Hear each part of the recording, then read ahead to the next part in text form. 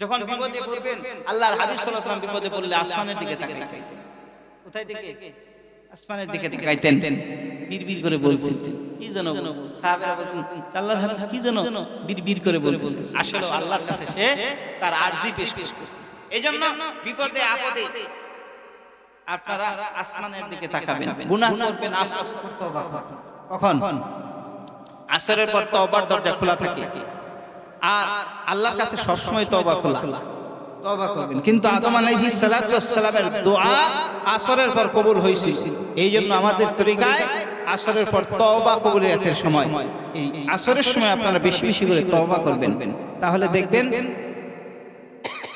আল্লাহ রাব্বুল আলামিন বলেন আল্লাহু ইউহিব্বুত তাওয়াবিন, আল্লাহ ভালোবাসেন তওবা করেনওয়ালাদেরকে। এইজন্য বেশি বেশি করে তওবা করবেন। আল্লাহ বলেন আস্তাগফিরুল্লাহ ইন্নাল্লাহা গফুরুর রহিম। বান্দারে তোমরা যতই গুনাহ করে থাকো না কেন আল্লাহর কাছে তওবা করো, নিশ্চয়ই আল্লাহ ক্ষমাশীল এবং দয়ালু। বলেন সুবহানাল্লাহ। তাহলে আল্লাহ রাব্বুল আলামিন যে এই সূরার মাধ্যমে আমাদেরকে সতর্কিত করলেন, আমরা কি একটু সতর্কিত হতে পারবো না? তো হয়ে আল্লাহ রাব্বুল আলামিনের পেয়ারা হওয়ার চেষ্টা করব। আর আগামী 16 জানুয়ারি হবে, 16 জানুয়ারি তেজপুর দরবারে পবিত্র উরুস মাহফিল। তেজপুর দরবারের বয়স কত জানেন? 400 বছর। কয়শো বছর? 400 বছর। এত পুরাতন দরবার বাংলাদেশে খুব কমই আছে, এখন পর্যন্ত স্টিল অবস্থায় আছে। তাহলে ইনশাআল্লাহ বলতে পারি যে আগামী তো আরো থাকবে। কিন্তু কখনো এই দরবার বড় হয় নাই, অতিরিক্ত বড় হয় নাই। কেননা বেশি প্রচার করলে নিজেদের যোগ্যতা কমে যায়। কারণ বেশি বলা বলি হলে দেখা যায় যে অহংকার আসতে। এই কারণে তেজপুর দরবারে যিনি দরবারের দায়িত্বে থাকে তিনি বারবার প্রচারের বিরোধিতা করতেন, যাতে করে নিজের যোগ্যতা বাড়ে। কারণ আল্লাহকে পাওয়ার জন্য অনেক যোগ্যতা আছে। আমরা যে কাশফের কথা বলি না, এই যে কাশফ, অন্তর চক্ষু দিয়ে দেখা, এগুলো তো তরিকতের ভাষায় নিম্ন স্তরের। তরিকতের ভাষায় নিম্ন স্তরের। উপরে যে কি আছে মহাসমুদ্র গেলে বোঝা যাবে, সেখানে ডুবলে বোঝা যাবে। আল্লাহ বলেন ওয়াফি আনফুসিকুম আফালা তুবসিরুন। হে আমার বান্দারা, তোমাদের দিলের ভিতরে, দেহের ভিতরে এমন কিছু নিদর্শনাবলী আমি রেখে দিয়েছি যেগুলো তোমরা দেখো না। কারণ তোমরা ওই জায়গায় যাও না বলি তোমরা দেখো না। তার মানে কি গেলে দেখা যায়? আল্লাহ তো বলতেছেন তোমরা ওই জায়গায় যাও না বলে দেখো না। উদাহরণ দিতে গিয়ে তাফসিরে মাজহারের লেখক কাজী সানাউল্লাহ পানিপথী তিনি লেখেন সমুদ্রের তলদেশে মানিক, মুক্তা, হীরা, জহরত এগুলো উদ্ধার করার জন্য ডুবুরিরা ডুব দেয়।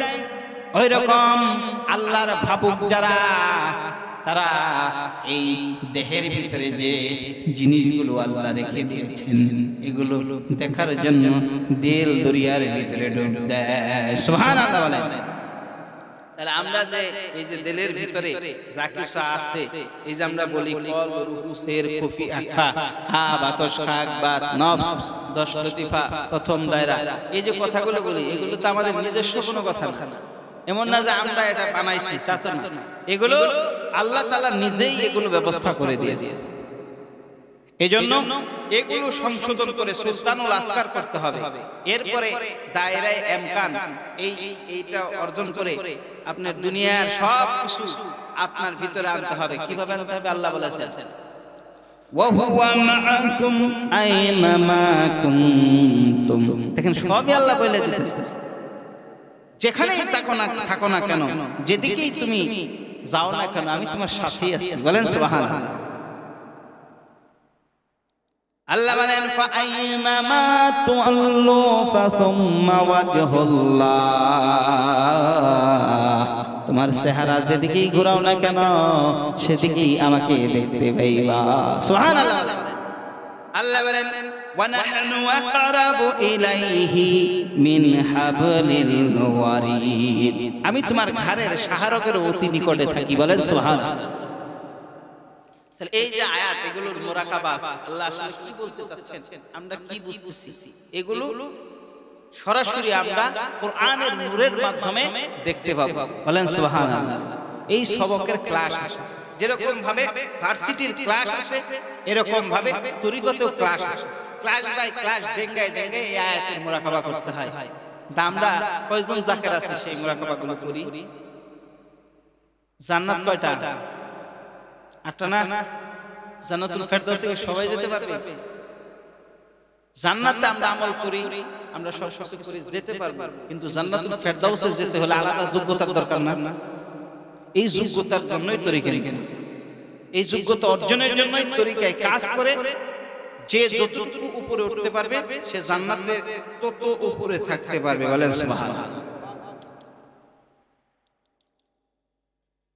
আল্লাহর নবীর সাহাবী আবু সাঈদ খুদরি রাদিয়াল্লাহু তাআলা আনহু হতে বর্ণিত, তিনি বলেন এক সাহাবী নবীর দিকে শুধু তাকায়া থাকে, কে বলে ইয়া রাসূলুল্লাহ, ইয়া হাবিবাল্লাহ, আপনার যে সুন্দর চেহারা, এই চেহারা দেখে আমি যখন বাড়িতে যাই, বাড়িতে যাইয়া আমার বিবির দিকে তাকাই, আমার সন্তানের দিকে তাকাই, আমার বাবার দিকে তাকাই, কিন্তু আমার মন মিটে না। আপনার সৌন্দর্য শুধু অন্তরে ভেসে আসে।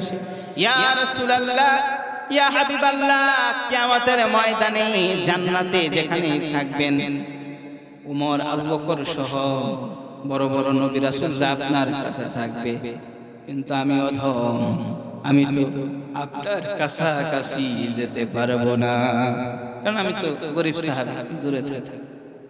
কোথায় থাকবো? দূরে থাকবো, আমি তো আপনার কাছাকাছি যাব। ওই রকম জান্নাতে থেকে আমার লাভ কি যেখানে আপনি থাকবেন না? নবী করিম সাল্লাল্লাহু আলাইহি ওয়াসাল্লাম চুপ রইলেন। আল্লাহ রাব্বুল আলামিন বলেন, 4 শ্রেণীর লোক। কয় শ্রেণীর লোক? নবীগণ, শহীদগণ, সিদ্দিকগণ এবং সলেহীন বান্দাগণ, এদের সাথে যারা সম্পর্ক রাখবে তারাও এদের সাথেই জান্নাতে থাকবে। বলেন সুবহানাল্লাহ। এখানে কি সম্পর্ক রাখলেই হচ্ছে? তাহলে আল্লাহ রাব্বুল আলামিন এই কিয়ামতে ভয় দেখিয়েছেন, এটা ঠিক। ভয় তো না দেখাইলে আপনারা কাজ করবেন না। প্রবল ভূমিকম্প হবে, ভূমিকম্পে সব তছনছ করে দিবে, পাহাড় চূর্ণ বিচূর্ণ হবে, জমিনের সবকিছু উপরে উঠে যাবে। সেই দিনের কথা তোমরা স্মরণ করো। স্মরণ করে আমাদের ভয় দেখে আবার আশা দিতেছে না আশা? আমরা কিভাবে এগুলো থেকে মুক্তি পেয়ে সুন্দরভাবে হাসতে হাসতে জান্নাতে চলে যাব, সেই সমস্ত ব্যবস্থা আল্লাহ রাব্বুল আলামিন আমাদেরকে দিয়েছেন, কিন্তু আমরা সেগুলো নিতেছি না। আল্লাহ রাব্বুল আলামিন কুরআন এবং হাদিস থেকে, ইজমা এবং কিয়াস থেকে আমাদের হাসিল করে পীর মাশায়েখদের সঙ্গে থেকে, ওলিদের সঙ্গে থেকে রাজা আল্লাহ তাআলা রাজামন্দি হাসিল করার তৌফিক দান করুন। বলেন আমিন। আরেকটা আপনাদের তাকবীর শিখিয়ে দিয়ে যায়। আমরা বলি কুরআন হাদিস যেখানে, আমরা সেখানে। আসলে এইভাবে কি বলা উচিত? এখন বলতে হবে কুরআন সুন্নাহ ইজমা কিয়াস যেখানে, আমরা আসি সেখানে। কুরআন সুন্নাহ ইজমা কিয়াস অনেক কৌশলের মাধ্যমে, অনেক টেকনিকের মাধ্যমে ইসলামের ক্ষতি করা হচ্ছে। এগুলো আমরা যারা গবেষণা করে তারা বুঝতে পারে শুধু কুরআন হাদিস। আসলে কি শুধু কুরআন হাদিস না, এগুলোর ব্যাখ্যা আছে, ইজমায়ে সাহাবা আছে, ইমামদের মতভেদ আছে। এজন্য বলতে হবে কুরআন সুন্নাহ ইজমা কিয়াস, কুরআন সুন্নাহ ইজমা কিয়াস। এরপরে বলতে হবে 4 মাযহাব যেখানে, আমরা আছি সেখানে। 4 মাযহাব যেখানে, সবাই বলেন আমরা আছি সেখানে। 4 মাযহাব যেখানে, ওলি আউলিয়া যেখানে, 4 তরিকা যেখানে, কুরআন সুন্নাহ ইজমা কিয়াস যেখানে, এইভাবে স্লোগান হওয়া উচিত। তাহলে ধোঁকাবাজি হবে না। আমরা কুরআন হাদিসের বাইরে কিছু মানি না, এই কথা বলা কুরআন হাদিসের বিপক্ষে। কেননা কুরআন হাদিসের বাইরে কিছু মানেন না, এই কথা বললেন, তাহলে ইজমা আপনি অটোমেটিক্যালি বাদ দিয়ে দিবেন। ইজমা বাদ দিয়ে দিলেন, কিয়াস বাদ দিয়ে দিলেন। অথচ ইজমার মাধ্যমে তারাবির নামাজ জামাত হয়েছে। তারাবির নামাজ আমরা জামাতে পড়ি, এটা কোরআন সুন্নাহ না, এটা ইজমা। এটা কি ইজমা? তাহলে আমরা যদি বলি কোরআন হাদিস ছাড়া মানি না, তাহলে তারাবির নামাজ জামাতে পড়া যাবে না। দেখছেন কোন জায়গায় যায় হিট করতেছে। এইজন্য এইভাবে বলতে হবে কোরআন সুন্নাহ ইজমা কিয়াস। দলিল কয়টা? চারটা। কোরআন সুন্নাহ ইজমা কিয়াস। কোরআন তো আল্লাহর বাণী, সুন্নাহ হচ্ছে আল্লাহর নবীর বাণী, নবীর কাজ, নবীর মৌন সম্মতি। আর ইজমা হচ্ছে সাহাবীদের ঐক্যমত। কাদের ঐক্যমত? সাহাবীদের ঐক্যমত অথবা তাবিঈদের ঐক্যমত। আর কিয়াস হচ্ছে ইমামগণ, তারা কোরআন সুন্নাহ থেকে যে সমস্ত মাসআলা নতুন বের হয়েছে, যেমন মোবাইলে নামাজের ভিতরে যদি কল আসে, খুব বুঝবেন, মোবাইলে কল আসলো নামাজের ভিতরে, এখন আপনার এই মাসআলা আপনি তখন কি করবেন? এটা কি কোরআন হাদিস থেকে আপনি বের করতে পারবেন? বের করবেন? আল্লাহর নবী বলছে মোবাইলে তোমরা কল আসলে কল বন্ধ করে দিও, এই কথা কি হাদিসে আছে? মোবাইলে ছিল না, এটা কিভাবে আসলো? আবু হানিফার সময় কি মোবাইল আসছিল? এখন এটা কি আছে? কি আছে? যে থুতু, আল্লাহর নবীর থুতু আসছিল বা কোন একটা সাহাবীর থুতু আসছিল, সেই থুতুটা যদি ওই সময় ফেলে তাহলে আরেকজনের উপরে পড়ে। সে কি করলো? মুখের এই হাতের মধ্যে থুতুটা পকেটে রাখলো। এরপরে পরবর্তীতে সেই থুতু ধুয়ে দিল। এই কারণে আবু হানিফায় মাসলা ছিল, যদি একবার থুতু আসে, দুইবার থুতু আসে, তিনবার থুতু আসলে তোমরা পকেটের মধ্যে রেখে। ওই থুতুর মাসলা থেকে বর্তমান উলামায়ে কেরাম মাসলা বের করেছেন, যেহেতু পকেটে হাত ঢোকানো যায়, মোবাইল যেহেতু পকেটেই থাকে, তাহলে ওই মাসলা থেকে মোবাইল বন্ধ করা যায় না। বলেন সুবহানাল্লাহ। কিয়াসের ব্যবস্থা না থাকলে আমরা ব্যাংকিংও তো করতে পারবেন না, ব্যাংকে টাকা রাখতে পারবেন না। এইজন্য কোরআন সুন্নাহ ইজমা কিয়াস। কোরআন কি আল্লাহর বাণী, সুন্নাহ রাসূল সাল্লাল্লাহু আলাইহি ওয়াসাল্লামের কথা, কাজ, মৌন সম্মতি। আর ইজমা হচ্ছে সাহাবীদের ঐক্যমত। আর কিয়াস হচ্ছে ইমাম উলামায়ে কেরামদের বর্তমান সমস্যার সমাধান কোরআন সুন্নাহ ভিত্তিক। সূত্র আছে কোরআনে, সূত্র আছে হাদিসে, ওখান থেকে বের করে তারপর সে কিয়াসের মাধ্যমে এটা বর্ণনা করেছেন, ব্যাখ্যা করেছেন, দিয়েছেন মাসআলা। এইজন্য চার মাযহাবই হক। মাযহাব কয়টা? চারটাই কি সঠিক। যেমন ইমাম শাফি রাহমাতুল্লাহ আলাইহি, তিনি ইমাম এই সূরা ফাতিহা বলতেই হবে ইমামের পিছনে, এটা বলেছেন। সূরা ফাতিহা কি করতে হবে? বলতেই হবে। ইমাম আহমদ ইবনে হাম্বল বলেছেন যে জোরে নামাজ, এই নামাজকে বলা হয় জেহরি নামাজ, আর আস্তে নামাজকে বলা হয় সিররি নামাজ। এই জেহরি নামাজ যেগুলো, জেহরি নামাজ কয় ওয়াক্ত? 3 ওয়াক্ত। আর সিররি নামাজ 2 ওয়াক্ত। ইমাম আহমদ ইবনে হাম্বল বলেন সিররি নামাজে সূরা ফাতিহা বলতে হবে, আর জেহরি নামাজে ইমামের পিছনে সূরা ফাতিহা বলবেন। আর আমাদের ইমাম আবু হানিফা রাহমাতুল্লাহ আলাইহি তিনি বলেন জেহরি হোক সিররি হোক, সূরা ফাতিহা যদি সূরা হয় তাহলে ইমামের পিছনে বলা যাবে। সবার পিছনে দলিল আছে। এগুলো হয় মাসআলা ভিত্তিক মতবিরোধ, এগুলো কোনো মতবিরোধ না। চারো মাযহাবে আকীদা এক, সকলেই পীরের কাছে বায়াত করেছে, সকলেই ওলিদের মহব্বত করেছে, সকলেই আল্লাহর নবীকে ভালোবেসে, সবাই সাহাবীদেরকে ভালোবেসেছে। চারো মাযহাব আল্লাহর বিষয়ে, রাসূল বিষয়ে, ফেরেশতা বিষয়ে, কিয়ামত বিষয়ে, হাসর বিষয়ে, জান্নাত বিষয়ে, জাহান্নাম বিষয়ে ঐক্যমত। শুধুমাত্র কয়েকটা মাসআলা মাসাইলে তারা এক একজন আরেকজনের হাদিস ভিত্তিক এক একজন এক এক ভাবে বুঝছে বা পাইছে, এই কারণে মতবিরোধ হচ্ছে। কিন্তু নতুন কোন মাযহাব আর করার প্রয়োজন নাই। এখন যারা মাযহাব বলে আমরা লা মাযহাব, আমরা কোন মাযহাব মানি না, আছে না? চার মাযহাব মানি না, এই কথা যারা বলে তারা মূলত পুরো ইসলামের বিপক্ষে। এই জন্য আমি বলি, জন্ম থেকে মৃত্যু, মৃত্যু থেকে হাসর, হাসর থেকে পুলসিরাত পর্যন্ত তাদের সাথে আমাদের দ্বন্দ্ব। বুঝতে পারছেন কি? যারা জানে তারা সকলে এটা জানে, আর যারা জানে না তারা বুঝতে পারে না। আল্লাহর বিষয়ে তারা বলে আল্লাহর আকার ও আকৃতি আছে। নবীর বিষয়ে বলে যে নবী মরে মাটির সাথে মিশে আছে। সাহাবীদের বিষয়ে বলে সাহাবীরা ভুল করছে, তাবেঈদের ভুল ধরে, মাঝে মধ্যে কিছু কিছু নবীদেরও ভুল ধরে। তাদের সাথে আমাদের বিশ্বাসগত দ্বন্দ্ব। নামাজ তারা এভাবেই করুক, আর এভাবেই করুক, আর এইভাবেই করুক, এটা তো বিষয় না। তাদের সাথে আমাদের মূল বিষয় হচ্ছে বিশ্বাসগত। তারা বলে পীরের হাতে বায়াত করলে সে মুশরিক। তা আপনি তো মুশরিক, আমিও মুশরিক তাদের ভাষা, কারণ আমিও পীরের হাতে বায়াত করছি, আপনিও করছেন। অর্থাৎ তাদের ভাষায় পৃথিবীতে 95% মুসলমান মুশরিক হয়।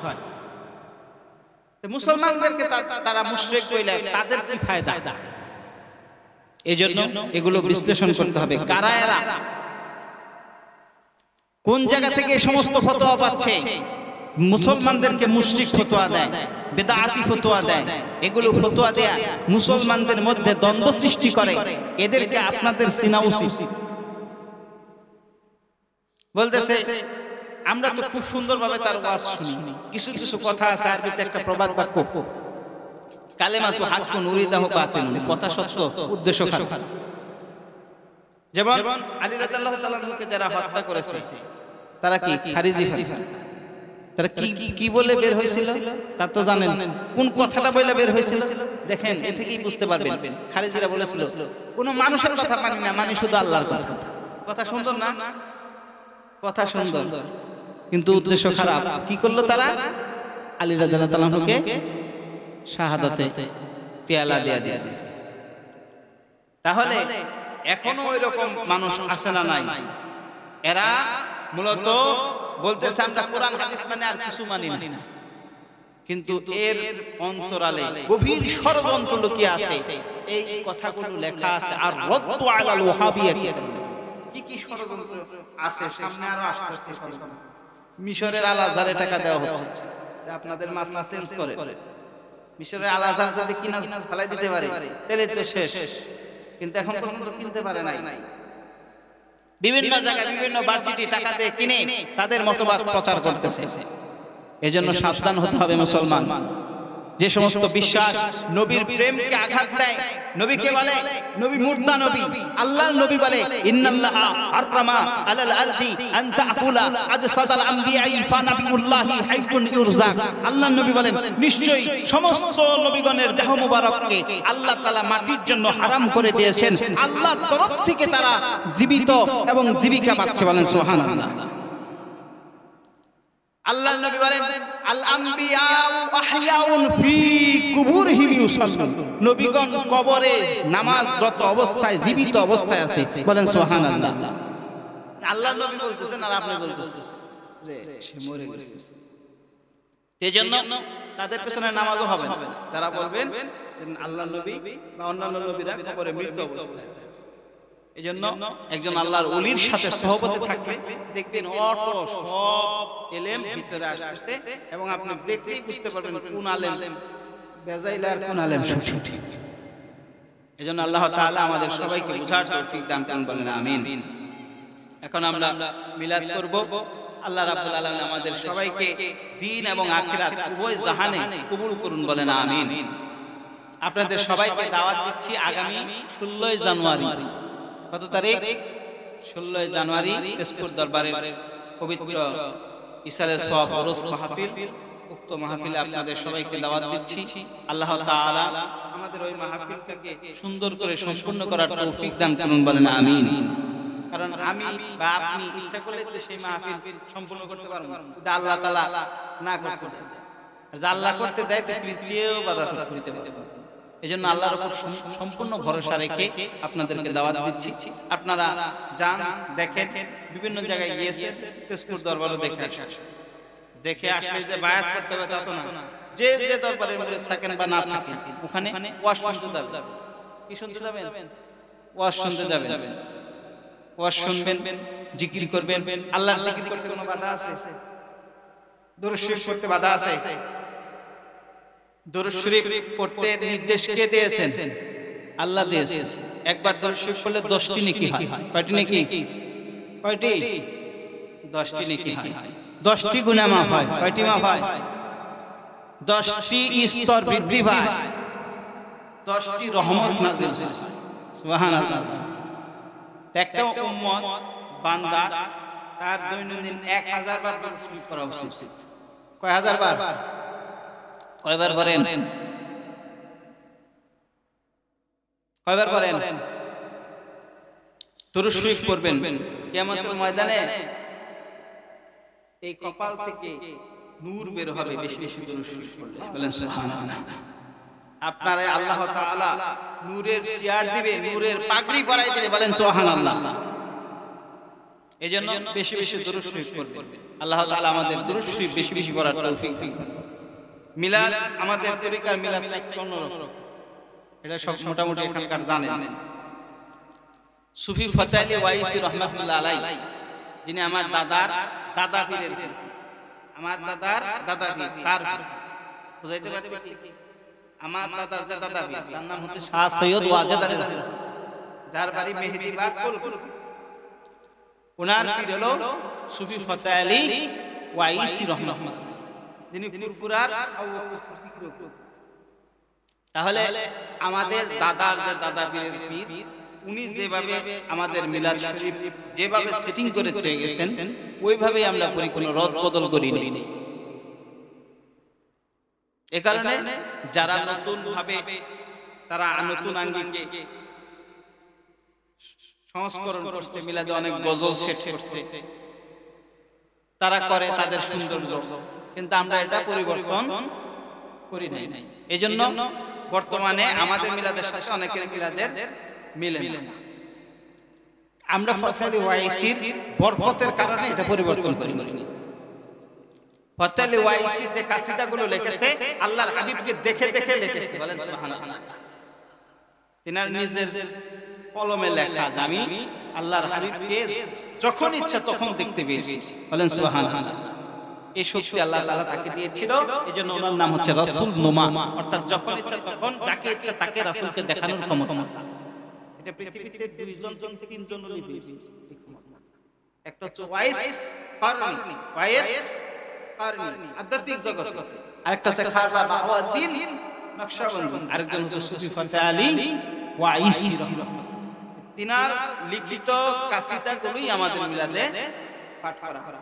এজন্য এগুলো শেখার চেষ্টা করবেন, দেখবেন আধ্যাত্মিক ভাবে, রূহানি ভাবে আল্লাহর হাবিবের সাক্ষাৎ হয়েছে। বলেন সুবহানাল্লাহ। আল্লাহর হাবিবের সাক্ষাৎ তিন ভাবে হয়। কয়ভাবে? একটা হচ্ছে স্বপ্নযোগে, একটা হচ্ছে রূহানি ভাবে মুরাকাবার হালত, একটা হচ্ছে সহজ। কয়ভাবে হয়? তিন ভাবে। ইমাম জালালউদ্দিন সুয়ুতি রাহমাতুল্লাহ আলাইহি বলেন, আমি ৭৫ বার আল্লাহর নবীকে জাগ্রত অবস্থায় দেখেছি। বলেন সুবহানাল্লাহ। কে বলেছেন এটা? জালালউদ্দিন সুয়ুতি রাহমাতুল্লাহ আলাইহি, যিনি লিখেছেন তাফসিরে জালালাইন কিতাব, যেটা আমাদের মাদ্রাসার সিলেবাসে একটি কিতাব। তাফসিরে জালালাইন না পড়লে সে কোনোভাবেই আলেম হতে পারে না। পীর মুরিদের একটা শর্ত আছে যে ওই পীর না যে জালালাইন না বুঝে, এটা পীর মুরিদের যোগ্যতার কিতাবের মধ্যে লেখা আছে যে তাফসিরে জালালাইন এবং মিশকাতুল মাসাবি যারা পড়তে না পারে সে পীর। দেখছেন শর্ত দিছে মুজাদ্দিদ আল ফাসানি, 13 থেকে 14টা শর্ত দিছে মাকতুবা শরীফ। একজন মানুষ পীর হওয়ার জন্য কি কি জানা দরকার, তার মধ্যে তাফসিরে জালালাইন তিনি শর্ত দিয়েছেন। সেই তাফসিরে জালালাইনের লেখক ইমাম জালালউদ্দিন সুয়ুতি রাহমাতুল্লাহ বলেন, আমি কয়বার? ৭৫ বার জাগ্রত অবস্থায় আল্লাহর হাবিবকে দেখেছি। বলেন সুবহানাল্লাহ। এজন্য আমরা সেই কাসিদাগুলো পড়ব, আপনারাও পড়ার চেষ্টা করবেন, যাতে আল্লাহর হাবিবকে এভাবে না দেখতে পারলেও স্বপ্ন যুগে হইলো তো দেখতে পারি। আল্লাহ নবী যদি দেখা দেয়, আমাদের তো জোর করে পারবো না, কারণ আমরা তো গোলাম।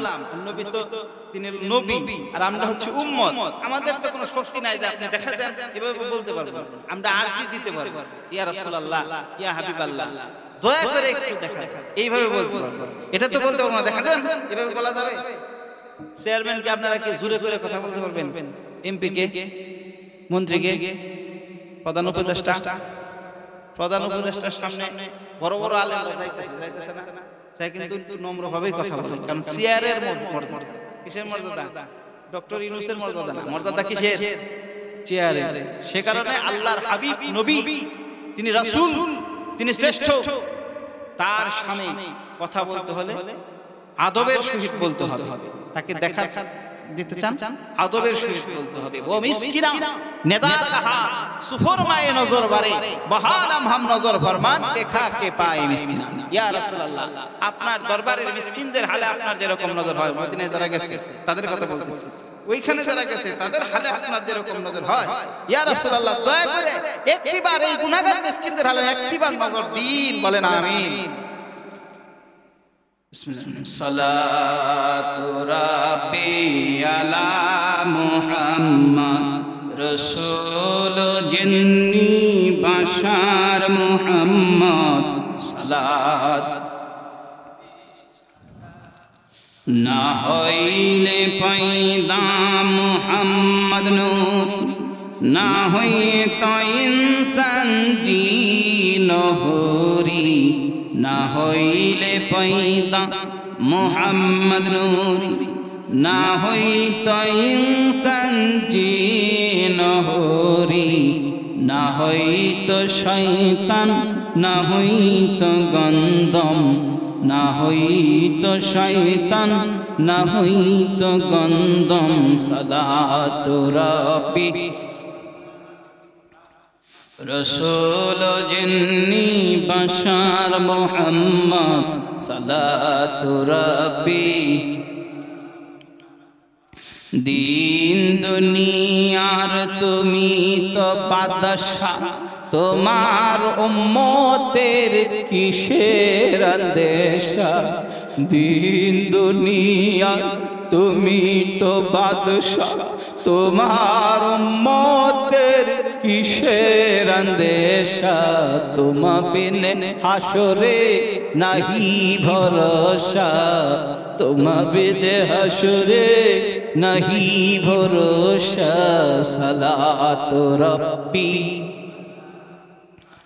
রাসূল জিন্নি বাশার মুহাম্মদ সালাতু রাব্বি তুমি আমাদের শাফায়াতকারী আখেরে লয় উদ্ধার করি তুমি আমাদের শাফায়াতকারী আখেরে লয় উদ্ধার করি ভরসা তোমার রহমতরি ভরসা তোমার রহমতরি সালাতু রাব্বি রাসূল জিন্নি বাশার মুহাম্মদ সালাতু রাব্বি পাগল বলিয়া কেহ গালি দেয় কেহ পাথরের ঢিল মারে গাই পাগল বলিয়া কেহ গালি দেয় কেহ পাথরের ঢিল মারে গাই এমনি দয়াল সবাই শুইলেন নাই এমনি দয়াল সবাই শুইলেন নাই সালাতু রাব্বি রাসূল জিন্নি বাশার মুহাম্মদ সালাতু রাব্বি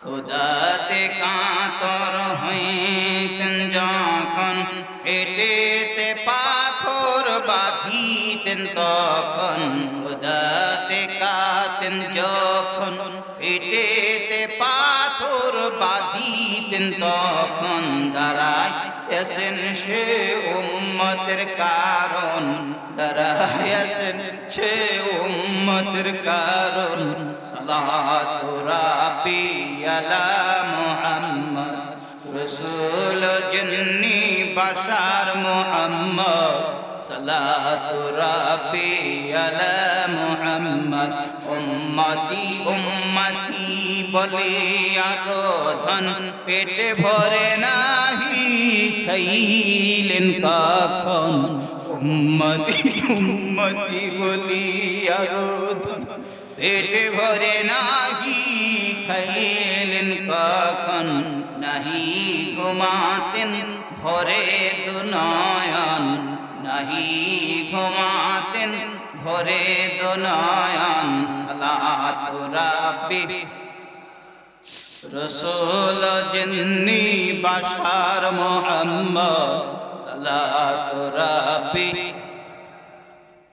কাফেররা ভাঙলো তোমারি দান করিয়াছিলে এই মুনাজাত কাফেররা ভাঙলো তোমারি দান করিয়াছিলে এই মুনাজাত মাফ কর ওদের ওহে পরোয়ার মাফ কর ওদের ওহে পরোয়ার সালাতু রাব্বি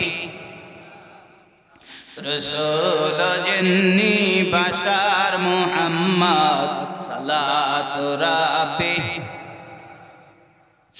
কোহিতরের মাটি পায়েতে মুসার লাগিয়া গৌরব বাড়িল তাহার কোহিতরের মাটি পায়েতে মুসার লাগিয়া গৌরব বাড়িল তাহার হুকুম হইল জোতা খুলিবার হুকুম হইল জোতা খুলিবার সালাতু রাব্বি রসুল জিন্নি বাশার মুহাম্মদ সালাতু রাব্বি তোমারি জোতার ধুলি স্পর্শে আল্লাহর আরশ হইল ধন্য তোমারি জোতার ধুলি স্পর্শে আল্লাহর আরশ হইল ধন্য হুকুম হইল জোতা লইবার হুকুম হইল জোতা লইবার সালাতু রাব্বি আলা মুহাম্মদ রসুল জিন্নি বাশার মুহাম্মদ সালাতু রাব্বি তুমি আমাদের শেষ পয়গম্বর উদ্ধারে লয় রোজে মহাশর তুমি আমাদের শেষ পয়গম্বর উদ্ধারে লয় রোজে মহাশর আসরে পিয়ায়েন আবে কাউসার আসরে পিয়ায়েন আবে কাউসার সালাতু রাব্বি আলা মুহাম্মদ রসুল জিন্নি বাশার মুহাম্মদ সালাতু রাব্বি আলা মুহাম্মদ أعوذ بالله من الشيطان الرجيم بسم الله الرحمن الرحيم ما كان محمد أبا أحد من رجالكم ولكن رسول الله وخاتم النبيين وكان الله بكل شيء عليما إن الله وملائكته يصلون على النبي يا أيها الذين آمنوا صلوا عليه وسلموا تسليما سبحان ربك رب العزة عما يصفون وسلام على المرسلين والحمد لله رب العالمين.